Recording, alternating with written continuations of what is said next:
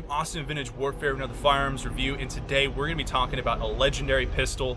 It has been attributed from everything to war crimes to war trophies in the same war. It is a sleek and sexy pistol. It is definitely my personal favorite that I own, definitely the most expensive. We're going to be talking about the 9mm P08 Luger. It's chambered in 9mm. So I led with that, but you get what I'm saying. This is a World War II variant of this pistol. It is a 1938 S42 code Luger, the date being stamped here, and the actual factory code being stamped on the toggle. Now, what's a toggle? For those of you that have never messed with any toggle action weapons, that's what this is. So a toggle, if I were to demonstrate it, just to show you that this is not loaded, that's a magazine. I'll explain the magazine on the top-down view. You can see inside the chamber, so I'm pulling back on this. This is actually called the toggle. And this is what extracts your shell casings after firing and what cycles the next round. If you were to put in a new magazine and this was locked forward, you could rack this to the rear and that is ready to go. Usually, and this is just this Luger in particular, this magazine is so beat up and old that usually when you fire the last round, this is supposed to lock to the rear. It doesn't do that anymore. It's a really old pistol. She's an old girl. But to kind of go into the history, obviously this was made famous in World War II.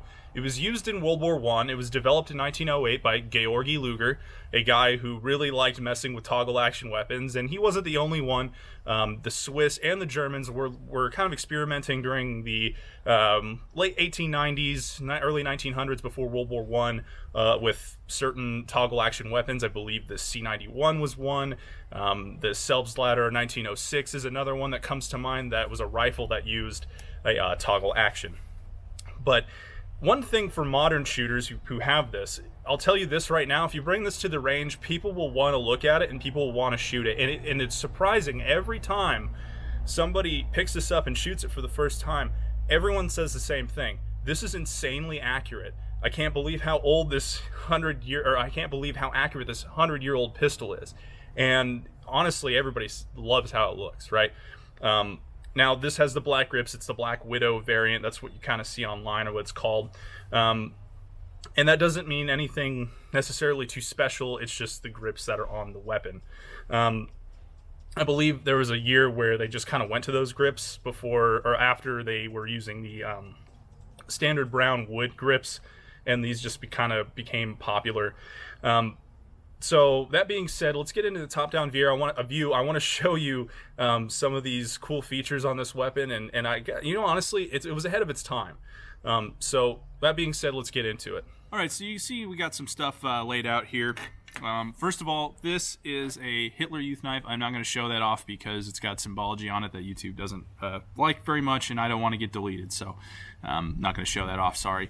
This is a P08 Luger Holster, and this was designed in response to the reports that the P08 Luger actually doesn't do very well in the field in terms of austere conditions, getting dirt, mud, all that kind of stuff in the action.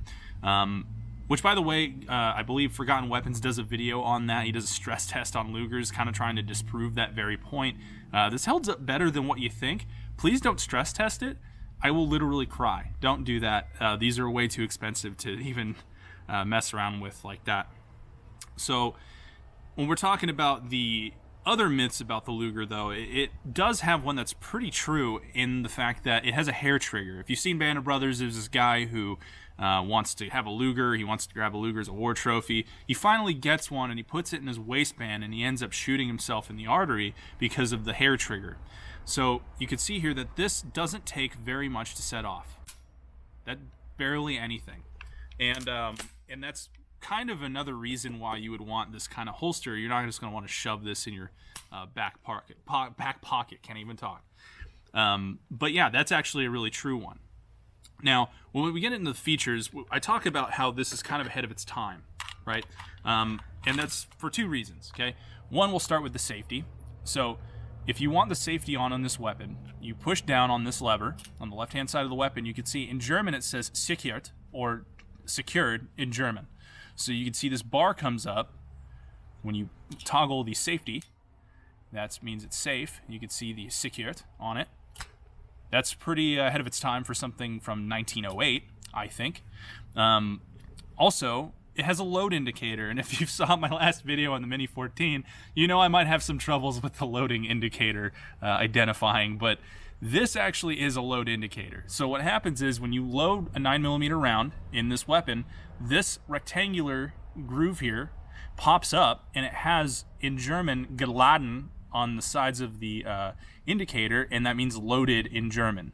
So it'll say geladen, and that's how you know that there's a round chamber in it, which is very ahead of its time as well for a pistol in 1908.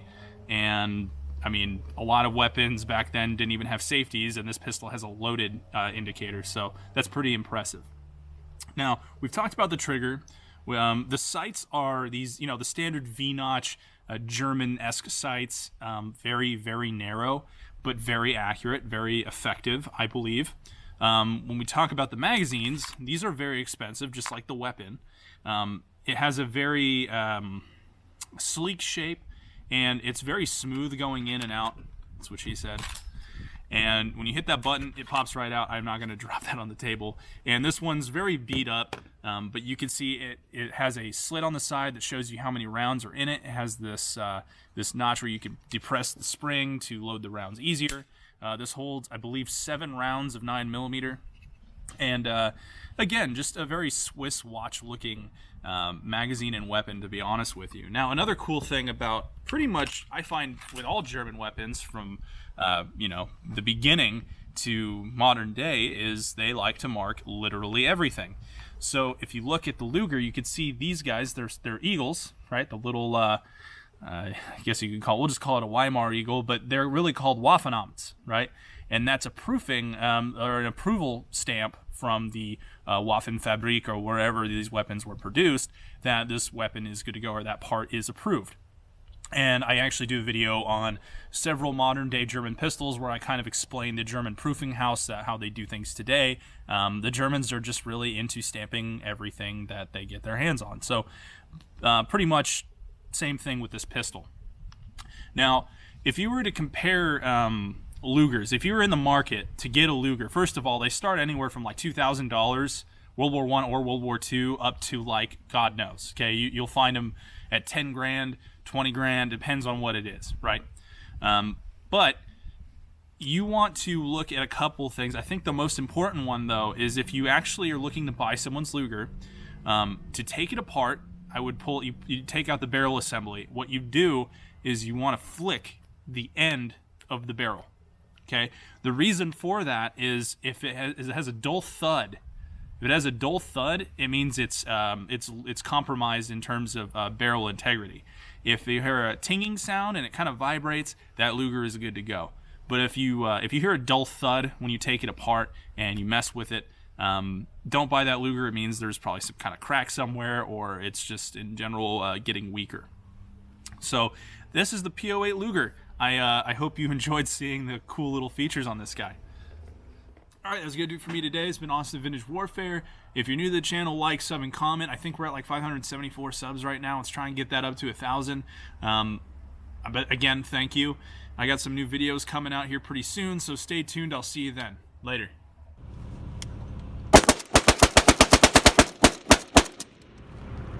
Ah, jam.